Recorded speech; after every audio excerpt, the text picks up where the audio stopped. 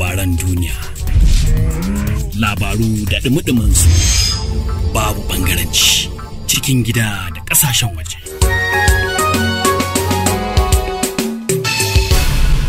Unity.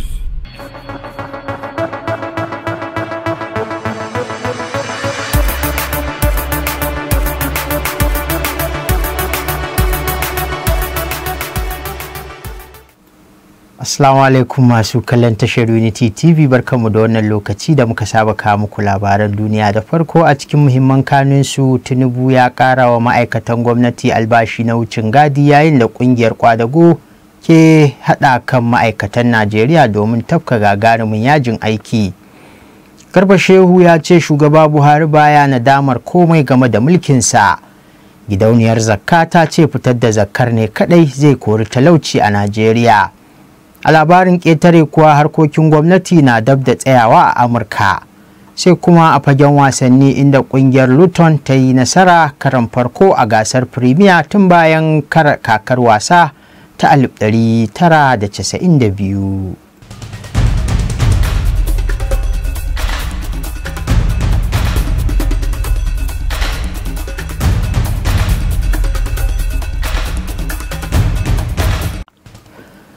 Tukanin labaran kenan, yanzu ga cikakkunsu mai karantawa Suleiman Hassan. Muna kuma yi wa 'yan Najeriya barka da zagayowar ranar samun 'yancin kai shekaru 63. Shugaban Najeriya Bola Ahmed Tinubu ya yi wa 'yan ƙasa ya dawo gida bayan shafe mako ɗaya yana halartar taron babban zauren Majalisar Ɗinkin Duniya karo na 78 a birnin New York na ƙasar Amurka. Mataimaki na musamman ga shugaban kan harkokin yada labarai Malam Abdulaziz ya tabbatar da hakan, inda ya ce shugaba Tinubu ya dawo gida Najeriya a daren Juma'a. An dai ta nuna damuwa kan inda shugaban ya shiga bayan kammala taron, ganin cewa dukkanin tawagar da suka rufa masa baya sun dawo gida amma babu shi a ciki. Hakan ne ma ya sa jam'iyyar adawa ta PDP ta fito fili ta ce ya kamata a faɗa wa 'yan ƙasa inda shugaban ya shiga domin sanin halin da yake ciki. Sai dai fadar shugaban ƙasa ta ce babu wani abin rufa-rufa game da balaguran da shugaban ƙasar ya yi, kawai dai PDP na neman rataya wa shugaba Tinubu jakar tsaba ne domin kaji su bi shi.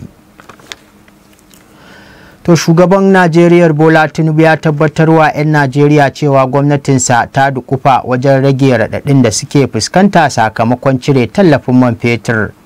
Yayi hakan ne ta hanyar bayyana cewa nan da 'yan watanni 6 masu zuwa matsakaitan ma'aikata za su rika samun ƙarin naira 25,000 duk wata akan albashinsu.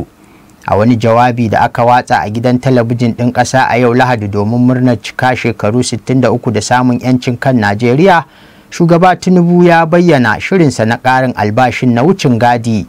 A cewarsa sun fara sauye-sauye da dama a ɓangaren gwamnati domin daidaita tattalin arzikin ƙasa da manufofin kasafi da na kuɗi kai tsaye domin yaƙar hauhawar farashin kayayyaki. Kazalika ya ce gwamnatinsa za ta yi ƙoƙari wajen tabbatar da an samu ƙaruwa ainun wajen samar da kayayyakin cikin gida domin dogaro da kai, tabbatar da tsaron rayuka da dukiyoyi da ba da rance da ƙarin tallafi ga talakawa da marasa galihu. Tinubu ya ce bisa tattaunawar da gwamnatinsa ta yi da ma'aikata 'yan kasuwa da sauran masu ruwa da tsaki, gwamnatin ta bullo da hanyar rage raɗaɗin ma'aikata, raɗaɗin da ma'aikata ke fuskanta. Sai dai waɗanda ba ma'aikatan ba za su iya fuskantar matsaloli domin tallafin da gwamnatin ta bayar a raba a jihohi bai isa hannun da yawan talakawa ba. To har yanzu muna tare da shugaban ƙasar Najeriya Bola Ahmed Tinubu, inda ya bayyana cewa gwamnatin tarayya ƙarƙashin jagorancinsa tana aiwatar da shirye-shirye da manufofin da za su bai wa 'yan Najeriya damar yaƙi da ƙalubalen talauci da aikata laifuka da ta'addanci. Shugaban, wadda mataimakinsa Kashim Shatima ya wakilce shi a wajen bikin ƙaddamar da faretin horar da ɗalibai 70 na makarantar horas da sojoji ta Najeriya NDA a turance a takaice a jihar Kaduna a ranar Asabar. Shugaban ya ce shirye-shiryen wani sabon salo ne da za a fito da shi don samar da tsaro. A cewarsa shirin zai kasance ne ta hanyar jajircewa wajen tunkarar ƙalubalen tsaro da ke barazana ga Najeriya da yankin yammacin Afirka. Shugaba Tinubu ya kuma umarci dukkanin shugabannin tsaro na ƙasar nan da su haɗa kai a ƙoƙarin su na kare martabar yankunan ƙasa. Ya kuma bayyana cewa ƙungiyar raya tattalin arzikin ƙasashen yammacin Afirka wato ECOWAS a ƙarƙashin jagorancinsa tana aiki tukuru domin inganta harkokin magance rikice-rikice a yankin domin dawo da zaman lafiya da kwanciyar hankali a yankin.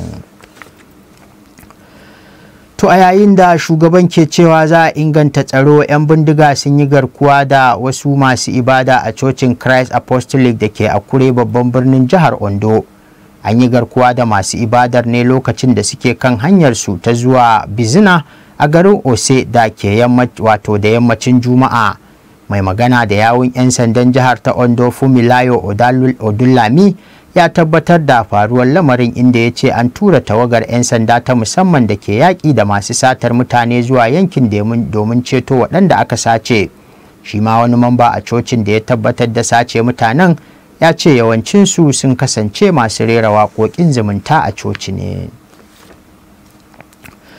To game da bikin zagayowar shekaru 60 da samun 'yancin kan Najeriya kuwa, gwamna Ademola Adeleke na jihar Oshin ya soke bikin samun 'yancin kan Najeriya a faɗin jihar. Wata sanarwa da mai magana da yawun gwamna Olawole Rashid ya fitar ta ce gwamna Adeleke ya buƙaci 'yan jihar ta Oshun da su yi amfani da lokacin wajen yi wa Najeriya addu'ar samun zaman lafiya. Ya buƙaci a yi amfani da ranar bikin samun 'yancin kan wajen yi wa jihar da kuma ƙasa addu'o'i domin a cewarsa mutane na cikin wani mawuyacin hali, saboda haka lokaci ya yi da za mu roƙi Allah wajen samun sauƙi a harkokinmu, in ji gwamna Adeleke.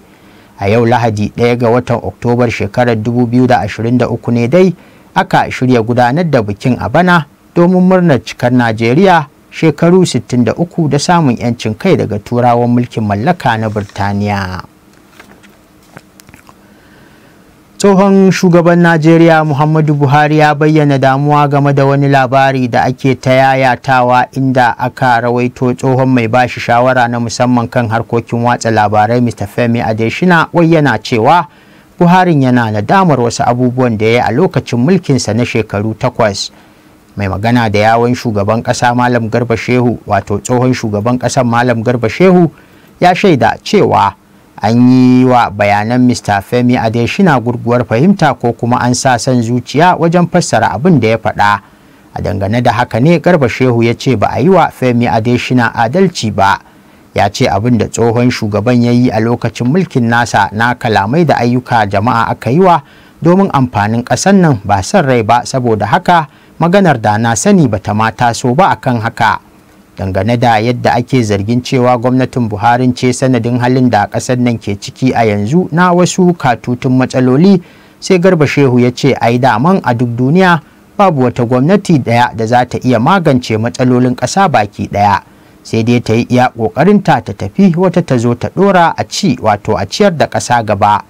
Garba Shehu ya ce suna alfahari da cewa babu wani sashi na Najeriya da ba za a ga wasu ayyuka na ci gaban ƙasa da gwamnatin Buharin ta yi ba. Har wa yau dangane da batun Garba Shehun ya kuma yi suka game da fashin baki da aka yi da ya biyo bayan rahotannin cewa Buharin ya yi nadamar wasu abubuwan da ya yi a lokacin mulkinsa. To a fannin shari'a kuwa, kotun sauraron korafin zaben gwamna a jihar Sokoto ta tabbatar da nasarar gwamnan jihar Ahmad Aliyu. Kotun ta kori karar da ɗan takarar jam'iyyar PDP Sa'idu Umar ya shigar, inda yake kalubalantar sakamakon zaben ranar 18 ga watan Maris. Kotun ta yi watsi da karar ne saboda rashin gamsassun hujjoji, in ji ta. Mai magana da yawun gwamnan jihar na Sokoto Abubakar Bawa ya ce sun yi farin ciki da hukuncin kotun. Ya bayyana cewa 'yan jam'iyyar PDP na da damar ɗaukaka ƙara idan har ba su gamsu da hukuncin ba. Sakataren watsa labarai na jam'iyyar PDP a jihar Sokoto Hassan Sahabi ya bayyana cewa hukuncin ya zo musu da bazata, kasancewar suna da gamsassun hujjoji da suka shigar a gaban kotun. Ya ce akwai batun magudin zaɓe da kuma a ringizan ƙuri'u da aka yi. Akwai kuma bayanan da suka gabatar waɗanda da an tsaya an yi nazari a kansu yadda ya kamata. Jam'iyyar ta PDP ta kuma nuna rashin gamsuwa da yadda aka yi watsi da karar da suka shigar game da bambancin suna da suke zargi a takardun da ɗan takarar gwamnan na jam'iyyar APC Ahmad Aliyu Sahabi ya ce za su tattauna Sahabi ya ce za su tattauna da lauyoyinsu domin sanin matakin da za su ɗauka na gaba. To a wani batun ma na kotun sauraron karan ko korafe-korafen zaben gwamnan jihar Taraba ta tabbatar da nasarar gwamnan jihar Abbu Kefas da jam'iyyar PDP a matsayin zababben gwamna wadda aka zaba a ranar 18 ga watan Maris. Tawagar alƙalan uku ta yi watsi da karar da jam'iyyar NNPP ta shigar inda take kalubalantar zaben Kefas. Shugaban tawagar alƙalan GA Sonmuno ya ce sun kori shari'ar ne saboda rashin gamsassun hujjoji. To game da batun tattalin arziki da zamantakewa kuwa, gidauniyar zakka da wakafi ta jihar Kaduna ta bayyana cewa fitar da zakka da kuma bayar da ita ga waɗanda addini ya tanada a baiwa a matsayin wata hanya guda ɗaya ta magance dukkanin wata ƙofar talauci da ke addabar jama'a. Sakataren gidauniyar zakka da wakafi ta jihar Kaduna Malam Nuruddin Mujahid ya bayyana haka ne a yayin wata tattaunawa da manema labarai a Kaduna. Mujahid ya kara da cewa bisa la'akari da halin da jama'ar musulmi suka tsinci kansu na sakaci da wannan rukuni na bayar da zakka ne yasa suka samar da wannan gidauniya wacce take tattarowa gami da raba zakka a tsakanin al'umma, kuma ita ce ta farko irinta a jihar Kaduna. Sakataren ya kara da cewa sun kafa gidauniyar su ne tun a shekarar 2021, kuma tun daga wannan lokaci suke aikin tara kudaden zakka daga hannun masu hannu da shuni. A cewarsa a shekarar farko sun raba naira miliyan 3, sannan a shekara ta biyu suka raba naira miliyan 10, yayin da a shekarar bara suka raba naira miliyan 16. Ya buƙaci ɗaukacin al'ummar jihar Kaduna musamman masu hannu da shuni da su rika fitar da zakka domin rage raɗaɗin talauci da ya yi wa al'umma katutu. Ƙungiyoyin kwadago da suka hada da ƙungiyar kwadago ta NLC da takwararta ta TUC sun kammala gangamin haɗa kan mambobinsu da ƙungiyoyinsu domin shiga yajin aikin sai baba ta gani a faɗin ƙasar nan daga ranar Talata 3 ga watan Oktoba nan na shekarar 2023. Lamarin da ya biyo bayan ƙauracewa taron da gwamnatin tarayya ta shirya a ranar Juma'a a matsayin mataki na ƙarshe na daƙile yajin aikin. Tuni dai ƙungiyoyin kwadagon suka tsaya tsayin daka na cewa babu ja da baya akan shirin yajin aikin. Ƙungiyoyin guda biyu waɗanda suka sanar da fara yajin aikin bayan wani taron manema labarai na haɗin gwiwa a ranar Talata a Abuja sun ce yajin aikin ya biyo bayan gazawar gwamnatin tarayya ne wajen magance wahalhalun da 'yan Najeriya ke fuskanta sakamakon cire tallafin man fetur da sauran manufofin gwamnatin shugaba Bola Ahmed Tinubu. Sun kuma zargi gwamnatin Najeriya da ƙin shiga tattaunawa da su duk da wa'adin kwanaki 21 da yajin aikin gargaɗi na kwanaki 2 da suka yi a ranakun 5 da 6 ga watan Satumba. To a labarin ƙetare kuwa, idan muka je can ƙasar Amurka, ana dab da tsayar da harkokin gwamnati a ƙasar ta Amurka a wani yanayi mai muni bayan 'yan majalisar dokokin ƙasar na jam'iyyar Republican masu tsatsauran ra'ayi sun ƙi amincewa da yarjejeniyar takaitaccen lokaci wadda za ta bayar da damar ci gaba da bayar da kuɗaɗen gudanarwar gwamnati. Wasu rukunin 'yan Republican a majalisar wakilai sun datse wannan ƙuduri da shugabancin jam'iyyarsu ya gabatar. Wani babba a jam'iyyar Democrats, Hakeem Jeffries, ya ce wannan ja da ake yi tsakanin 'yan Republican masu tsatsauran ra'ayi na nuna barakar da ke cikin jam'iyyarsu. A lokacin da muka samu wannan rahoto dai, bayanai na cewa majalisar tana da wa'adin zuwa karfe 12 na daren jiya Asabar ta amince a ci gaba da samar da kudaden. Idan har kuma 'yan majalisar suka ƙi, dubban ma'aikatan tarayya na Amurka za su tafi hutun dole kuma ba tare da albashi ba. To idan muka dawo nan nahiyar Afirka kuwa, shugaban gwamnatin sojin Burkina Faso ya ce yin zaɓe ba shi bane fifikonsu a yanzu, kuma ba za a gudanar da zaben ba har sai yanayin tsaro ya inganta a ƙasar. Captain Ibrahim Traore na waɗannan kalamai ne dai a jajiberan cika shekaru guda da jagorantar kifar da gwamnatin farar hula a ƙasar. a baya ya alkawarta gudanar da zaɓe a watan Yunin baɗi. A ranar Juma'a ɗaruruwan mutane suka fito suna gangamin nuna goyon baya ga sojojin a birnin Wagadugu. Wasunsu kuma na riƙe da tutocin ƙasashen da sojoji suka yi wa juyin mulki na Mali da Nijar. To a labarin wasanni kuwa ƙungiyar Luton ta yi nasarar farko tun bayan fara doka wasannin Premier Ingila da ta dawo a wannan kaka, inda ta doke Everton da ƙwallaye 2-1 har Goodison Park a ranar Asabar. Ƙungiyar da ke dawowa gasar mafi girma a Ingila bayan shekaru 32.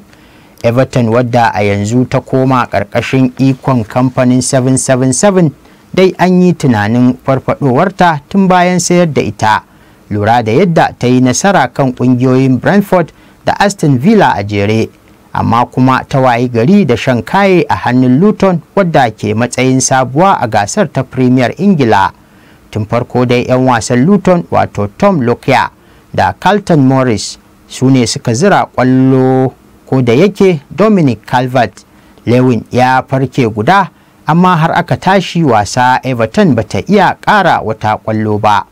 Wannan nasara dai ita ce makamanciyarta ta farko da Luton take yi, wadda da rabanta da ganin irinta tun lokacin da ta doke Aston Villa da ƙwallaye 2-0 a gasar ta Premier cikin watan Afrilun shekarar 1992.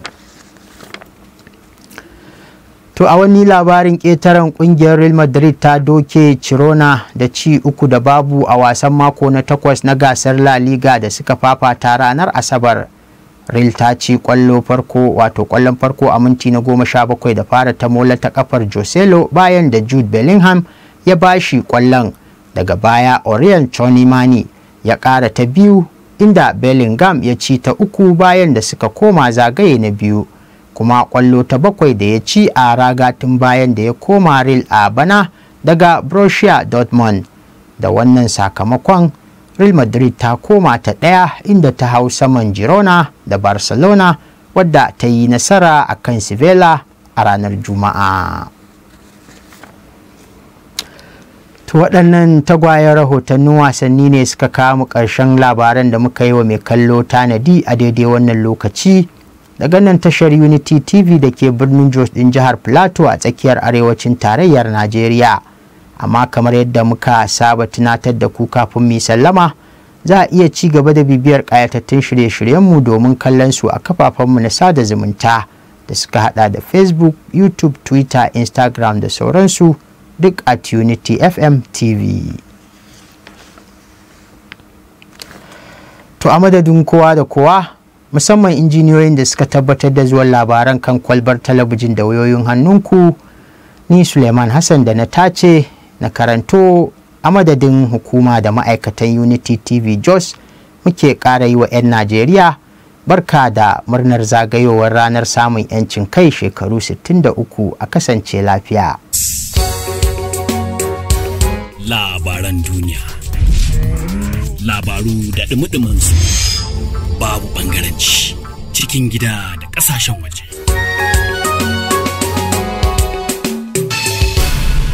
Unity